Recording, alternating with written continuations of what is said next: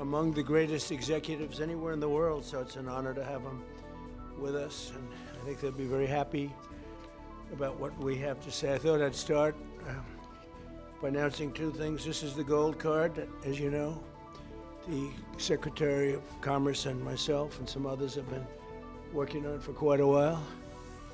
And Howard, how much have we sold in a few days?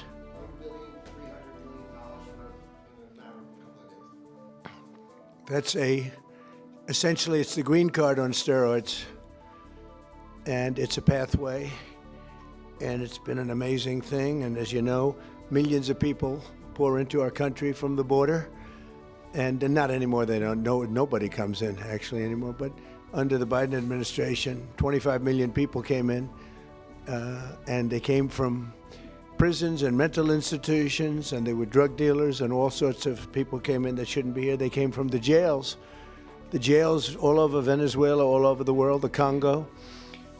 And now when they come in, they have to pay $1 million. And we've had a tremendous surge, and you're going to be happier than anybody because when you go to Harvard and the Wharton School of Finance and all of the great schools and you want to hire somebody, and then you find out that, I'm sorry, they can't stay in our country for more than 24 hours. They graduate from the top schools. These people want to hire them. Now you're able to buy a card, and you're able to keep people in the country. They can't keep people in the country, and they go to Canada, they go to other countries. A lot of times they go to Canada even though they work for the companies behind me. So now you're able to buy, the companies are able to buy the card and use it for people coming in to our country so they can stay in our country instead of being immediately shipped out after graduating. They graduate number one in their class at the best school, and they want to go to work for Johnson & Johnson, as an example, who's not here today, who will be here next week. They're well represented here.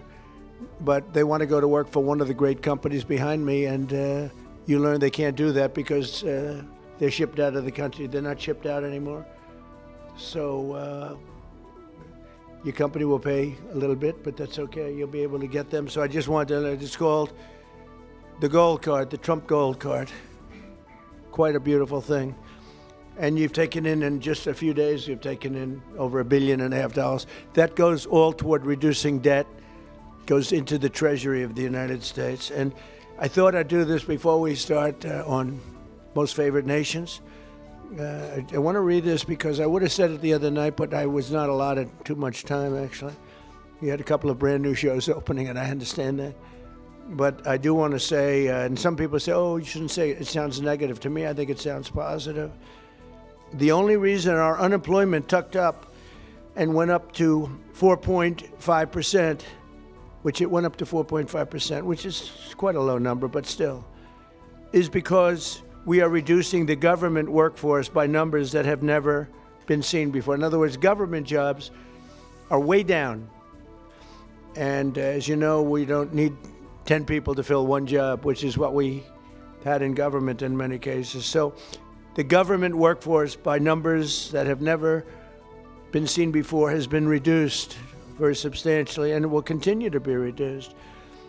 100% of our new jobs are in the private sector. So this is for the last number of months. Think of that, 100%. Are you shocked to hear that? That's the way to make America great again, when you think, right? It's the only way. 100% of new jobs are in the private sector. And I could reduce unemployment to 2%, 1%, or practically zero by just hiring people into the federal government, even though those jobs are not necessary, which is what we had before. We had millions and millions of people having jobs that they never even showed up.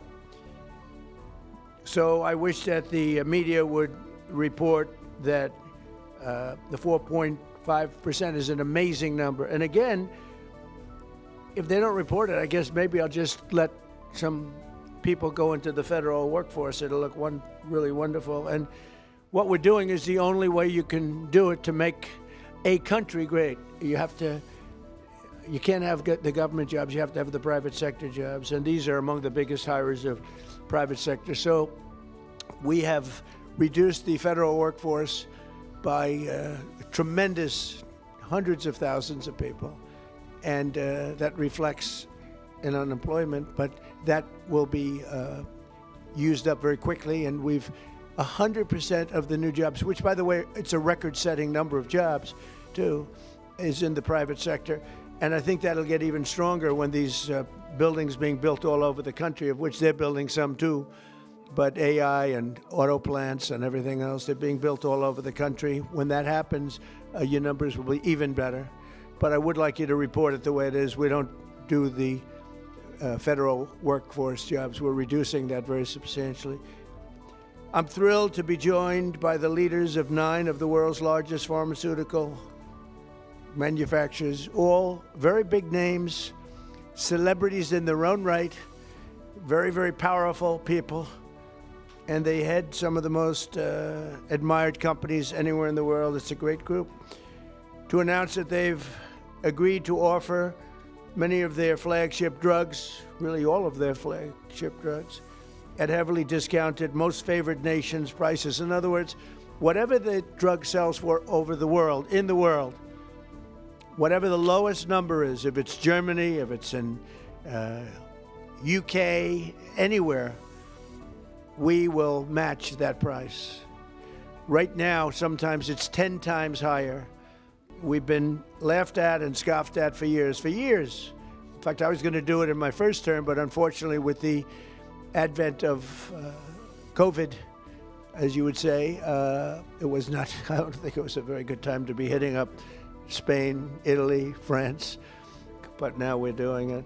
So the hardest thing to do was going to be to get a country to do it, because we would have a pill in New York that was for sale for $130, and you could buy it in Germany and France and Spain and someplace anyways. They set their own prices for $10. So we'd pay 10 or 13 times more, pay 5 times more, pay all different prices. Now, whatever the lowest price is. Now, the pharmaceutical companies were difficult, but they also love our country. They knew it was unfair. And they were great. I appreciate it. But the bigger problem was going to be the countries. How are you going to get the countries to do it? And we told them, if you don't do it, we're going to have to use tariffs, and we're going to charge you a 10% tariff, which is far more money than the money we're talking about. And they immediately agreed to do it. So we have all the foreign countries agreeing to do it. If we didn't have the use of tariffs, we would never be able to do this. But we used tariff, and they said, is it a threat? I said, yes, it is a threat. And they said, we will do it. And they dropped the price. So what's happening, because the world is bigger than the United States in terms of people, that same pill would go from $10 to $20 for them, which is an increase, but it wouldn't go to, midway. But it would go from $10 to $20. Ours would go from $130 to $20. So we dropped way down. They went up a little bit. And everyone knows it's the way it is. They, for years, would just say, no, as medicine got more expensive for us, it would stay. They said, nope, you can't sell it in this country. Let the United States pay. And we had other presidents, all of them, said, okay, we'll pay. So we were subsidizing the entire world. We're not doing it anymore. This is the biggest thing having to do with drugs in the history of the purchase of drugs. And I don't think the maybe press will treat it as a story. This is the biggest front page story that you'll ever see. This is a huge bearing too on the healthcare, because a big part of healthcare is drugs, pharmaceuticals, right, Oz? And this will have a tremendous impact on the reduction of healthcare. The biggest impact is going to be that the money should be paid not to the insurance companies, directly to the people, and the people will buy their own healthcare. So we're going to be working that. The problem is that the Democrats are very much controlled by the insurance companies that make all that money, but we're not going to let that happen. Starting next year, American drug prices will come down fast and furious, and will soon be among the lowest in the developed world. So in other words, whatever the lowest price for a certain drug, of which these companies make much of it, whatever the lowest price is, that price will come down to that price. So we will get the lowest price anywhere in the world. If they're lower in England than they are in Germany, we take the England price. As of today, 14 out of 17 largest pharmaceutical companies have now agreed. 14 out of 17. Oh, those three companies, no, they're in deep trouble. But actually, they've agreed because I think those three companies are coming in at a different time next week. So they've agreed. Johnson & Johnson is one of them, right? After the holidays. Why? They couldn't do it faster? No, we're going to be talking about TrumpRx. Oh, okay. TrumpRx. TrumpRx is doing well. As of today, 14 out of the 17 largest pharmaceutical companies, but they've all agreed, have now agreed to drastically lower drug prices for their American patients, for the American people and patients. This represents the greatest victory for patient affordability in the history of American healthcare by far, and every single American will benefit. So this is the biggest thing ever to happen on drug pricing and on healthcare. This will have a tremendous impact on healthcare itself. I want to thank Sanofi CEO Paul Hudson. Paul? Hi, Paul. I hope they have you in some order. I'll be checking. Okay, well, we'll do the best we can. Thank you, Paul. Great company, by the way. Novartis CEO Vas Narasimhan. Thank you very much, Vas. Great job. Genentech CEO Ashley Megaragri. Where are you, Ashley? How are you? Hi. Thank you very much. Great companies. Behringer Inc. Mine President John Michael Bors. John Michael, thank you very much. Gilead CEO Dan O'Day. Dan? Thank you, Dan. Great job. It's a good company. Bristol Myers Squibb Executive Vice President Carrie Gallman. Carrie? Thank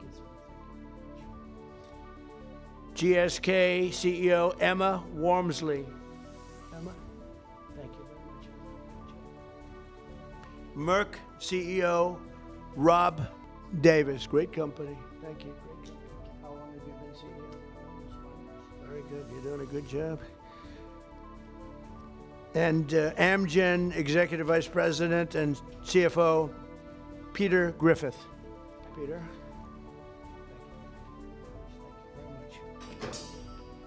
You okay? Fake news. We want you to be healthy. Are you all right? The camera's not okay, but she's okay. That's more important. We have good medicine for you. If you need some medicine, one of them can take good care of it. We're also joined by Secretaries Robert F. Kennedy Jr., Howard Lutnick, Ambassador, and really some incredible ambassadors. Administrator of the Centers for Medicare and Medicaid Services, Dr. Mehmet Oz, and the FDA Commissioner, Marty McCary. They're doing a phenomenal job. Thank you. Thank you, fellas. Good job. For decades, Americans have been forced to pay the highest prices in the world for prescription drugs by far, not just a little bit.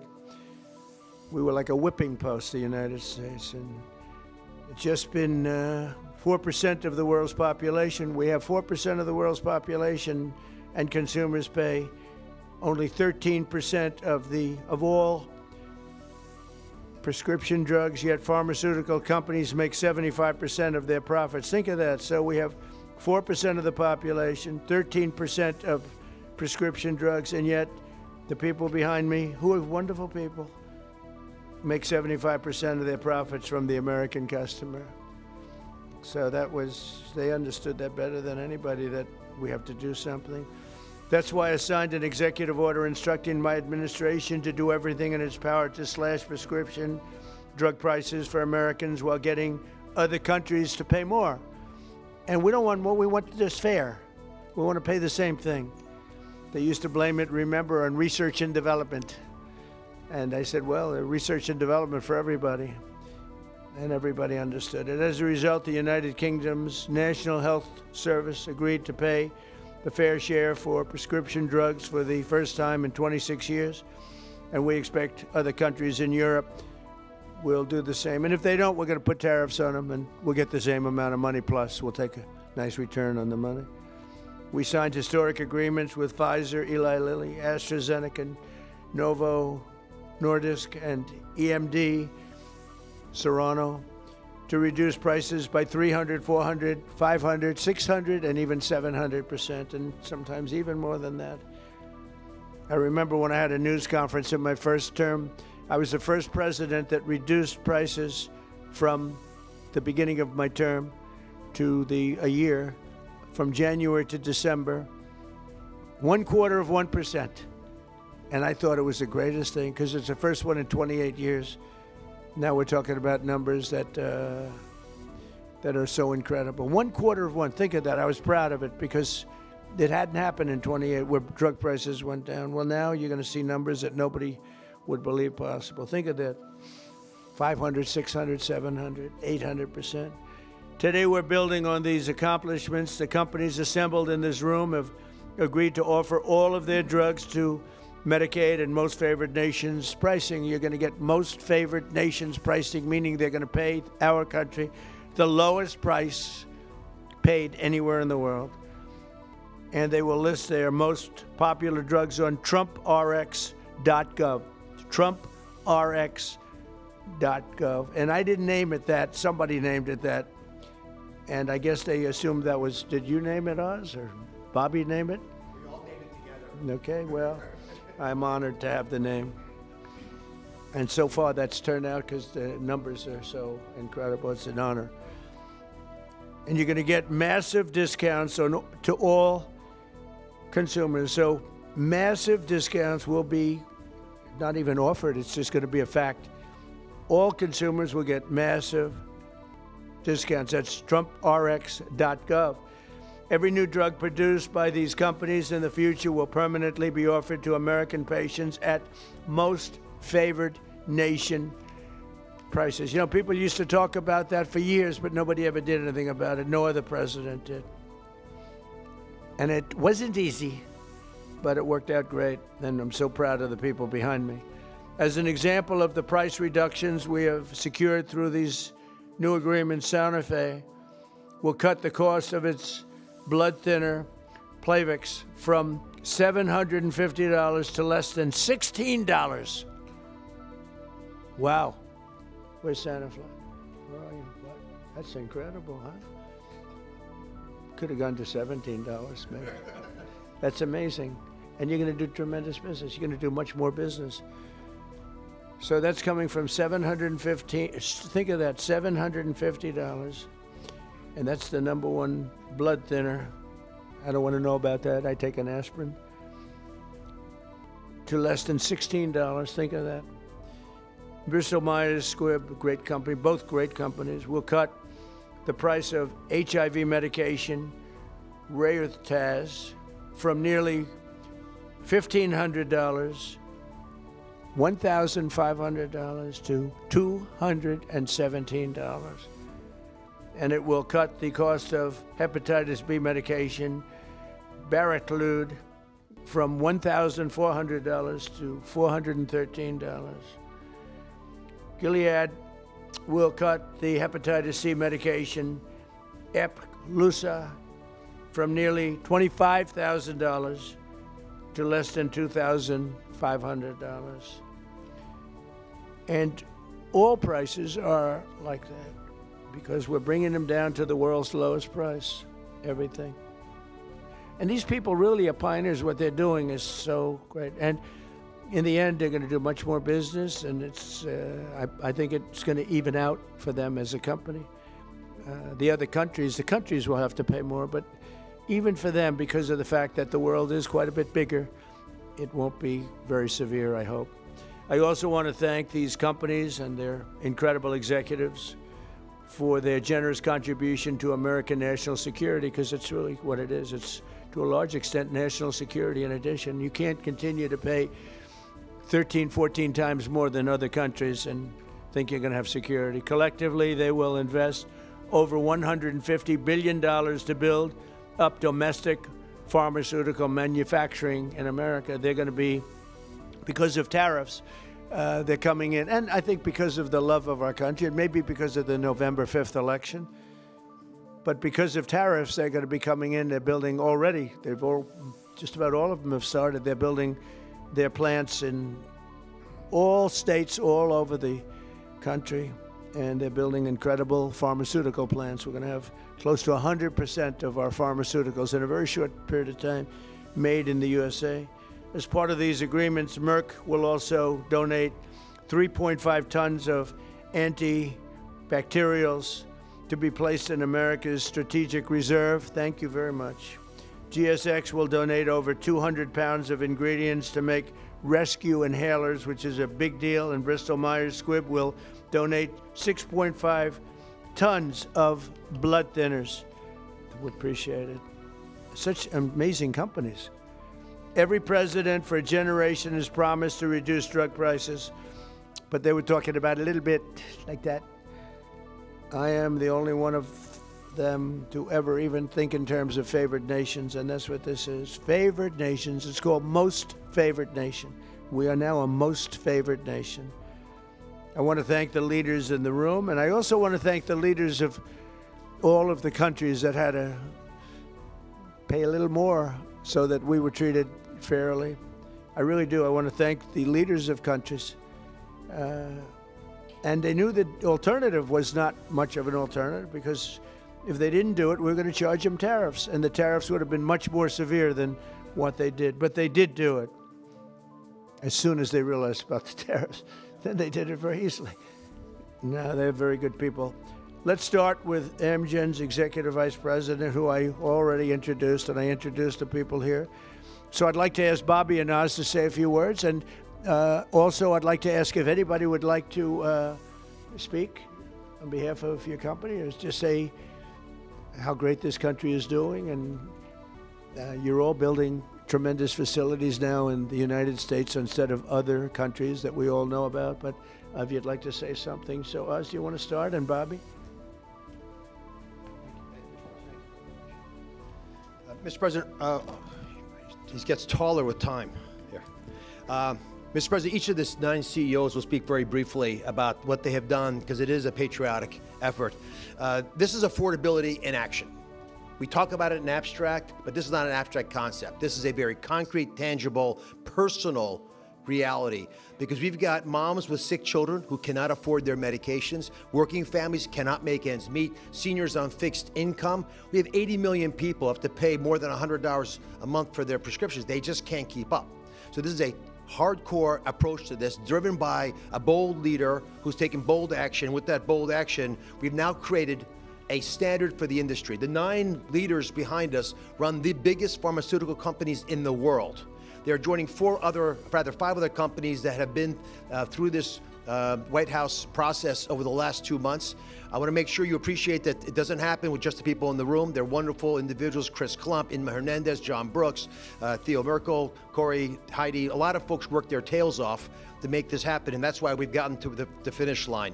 The prices that President Trump left to the next administration on pharmaceuticals have gone up 25% until the president took office. We are reversing that trend and making sure that Americans can afford to get the life-saving solutions. Because if these brilliant innovators create solutions to cancer and hypertension, hepatitis, and a bunch of other viruses, illnesses that have been lethal throughout human history, but you can't afford them, then we're not treating you fairly.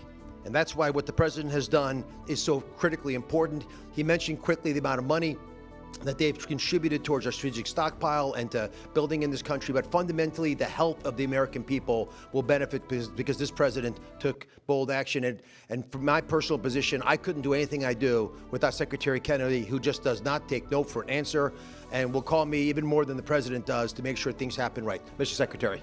Even more. That's not nice. I don't think that's true. I think we got a lot of calls from the president, and at one point in this negotiation, we both stopped answering our phones late at night because we couldn't take it anymore.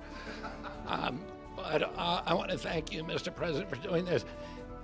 President Trump, when he was up here a moment ago, talked about how historic this is and how every one of the news outlets in here ought to have World War III size headlines about this. And I was reminded about how astonishing this achievement is a couple of days ago when one of my sons, 29 years old, very, very left-wing Democrat, and disagrees with a lot of the policies of this administration. He called me and he said, "Dad, I want to tell you how proud I am about this. This is the best achievement that could happen to our country.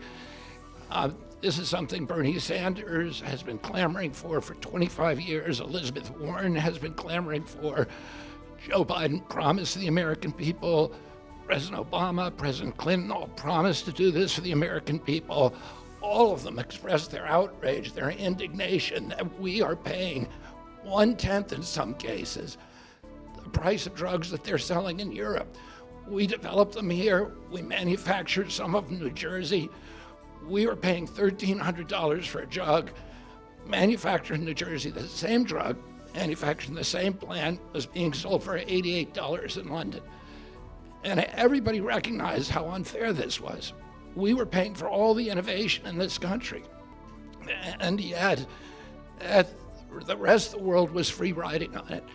And President Trump told me and Dr. Oz at the beginning of this term, this is what I want you to do. And he leaned on us.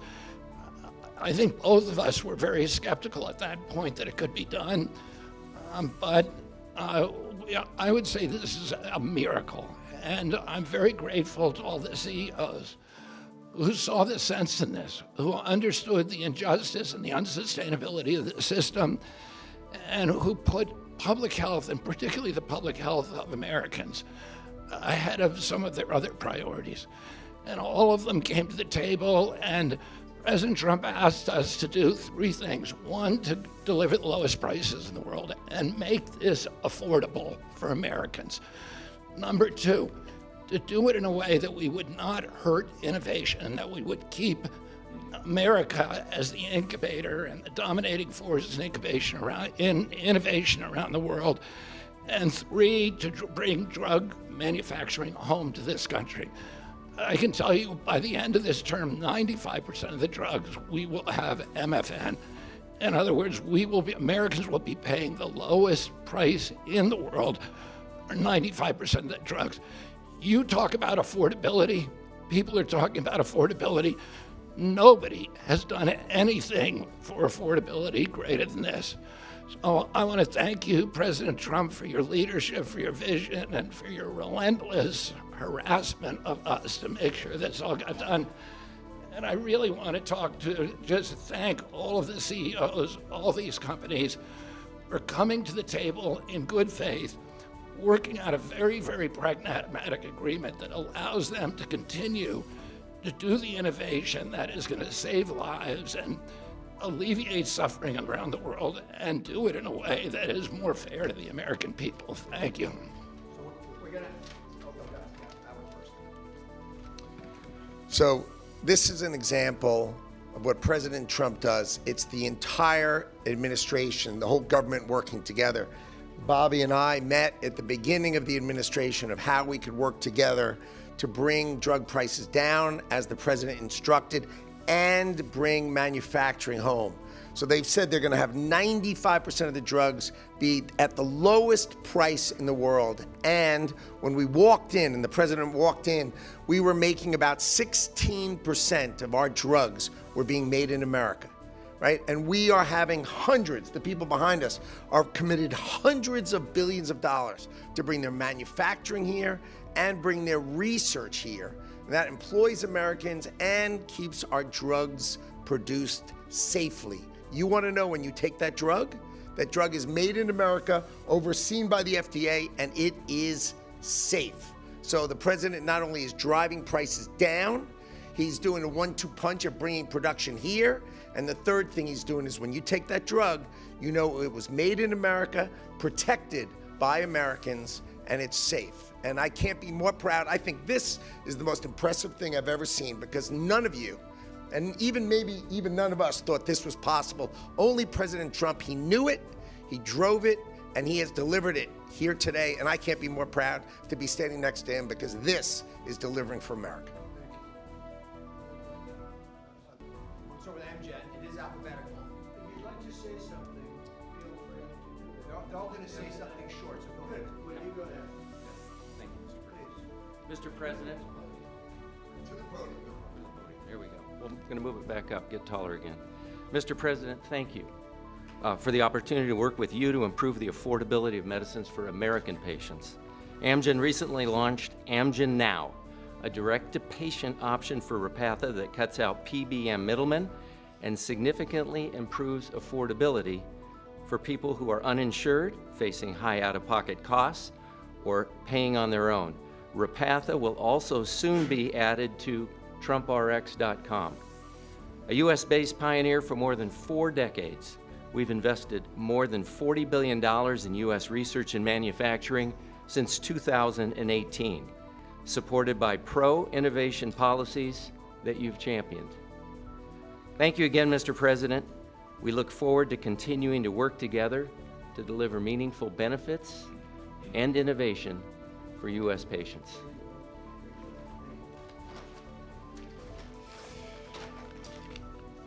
Thank you, Mr. President. Jean-Michel Boers from Boehringer Ingelheim. It's a true honor to be here for an agreement that we believe will make a true difference for American patients. For 140 years, Boehringer Ingelheim, a family-owned company, has been committed to improving health and outcomes to save lives of patients. With today's agreement, we believe that we have actually struck the delicate balance that there is to protect America's leadership in research and innovation, and at the same time ensure that patients pay a fair price for their medicines. So from rare diseases in oncology or pulmonary fibrosis, where we do research into chronic diseases, diabetes, chronic kidney disease, obesity maybe in the future, I will go quick. We will continue to work for the American patients. We are onshoring manufacturing to the US to very rapidly, within the time of this administration, have the majority of our products produced in the US. Thank you, Mr. President. Thank you, Mr. President. Bristol Myers Squibb is an American company that for more than 6,500 years has been protecting and extending American lives. And today I'll make 2 very brief announcements. One, we are very proud to announce that we will provide Eliquis, our #1 prescribed medicine, to Medicaid for free.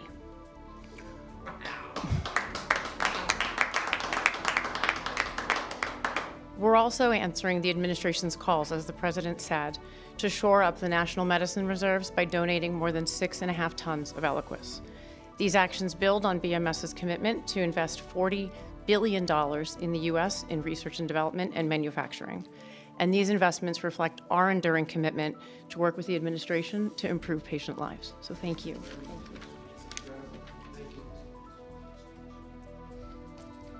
Thank you, Mr. President, for shining a light on the importance of our innovation and getting all countries to pay for this innovation.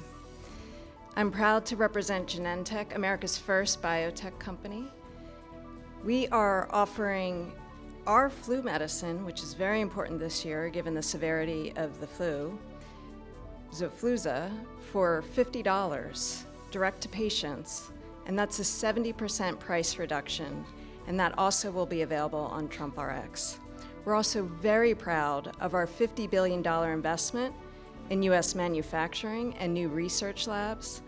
Our new facility in North Carolina will bring 11,000 jobs to America. These are important steps forward for Americans and also for patients. Thank you very much. Thank you. Thank you, Mr. President, to you and the administration. I think this objective of achieving the commitment to affordability and future innovation is extraordinary. And let me just say that the company I represent, Gilead Sciences, the scientists reach for cures every day. In fact, they've come up with medicines that have cured both certain forms of hepatitis and also certain forms of blood cancer. And we just recently launched a new medicine that's only given twice a year to prevent HIV. And we're working with Secretary Kennedy and his entire team, as well as the State Department, as a part of your ex-US strategy to support ending the epidemic really during your term. And so we look forward to working with you on that. I've never been more optimistic about the innovation that exists across these companies and the impact this can have on America's health and economy. Thank you very much.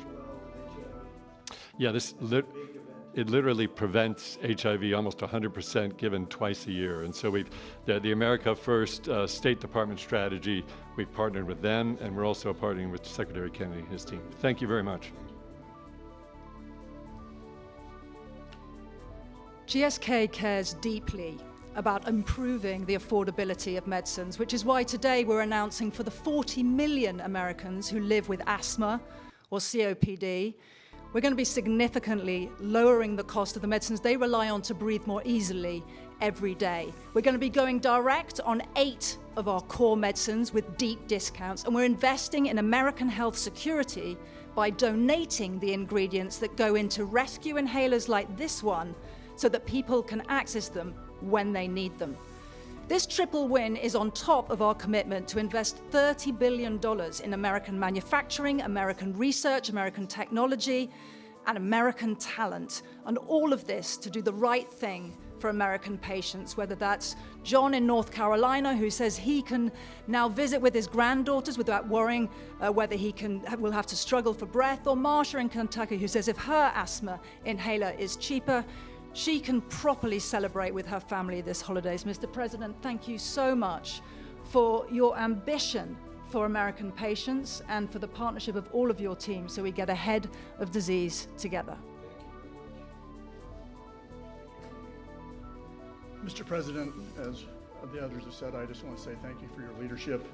I reflect on your goal of driving affordability and access to Americans, but equally getting prices up outside the United States, and we're 100% supportive of your actions. As many of the colleagues have talked about, I represent Merck, and we also are looking to what we can do on TrumpRx.gov. In addition to bringing in our diabetes drugs, one of the things I just wanted to highlight, we have a novel oral cardiovascular drug, which has an opportunity to meaningfully lower LDL and really still go after what is the leading cause of death in the United States, which is cardiovascular disease, kills 1 million people in the United States annually.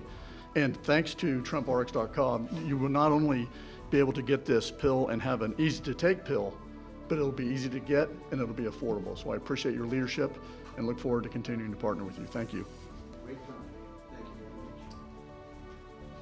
Mr. President, my name is Vas Narasimhan, CEO of Novartis. Novartis is a 250-year-old company, and today we're the global leader in bringing advanced technologies to patients in the United States around the world, technologies like radioligand therapies and cell and gene therapies. What I want to highlight to you is we're bringing the manufacturing of these technologies to the United States now. We've committed to build 9 new facilities. 7 of them we already have a groundbreaking for. Dr. Makari was with me in North Carolina. We were opening up 4 new plants. Our plan is to scale manufacturing here and ensure all our critical medicines, including these most advanced technologies, are made here in the United States for U.S. patients.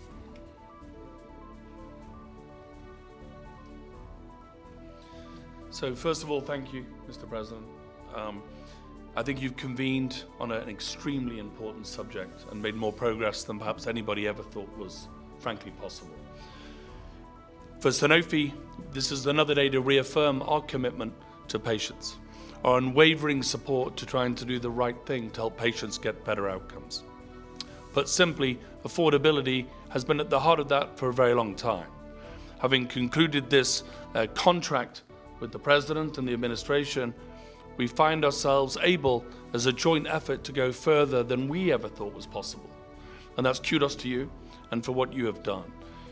Improving affordability and preserving innovation and rewarding innovation is a very difficult balance to take. I think we feel the negotiations and the conversations have had the patient at the center throughout the entire time, as difficult as it may have been on occasions.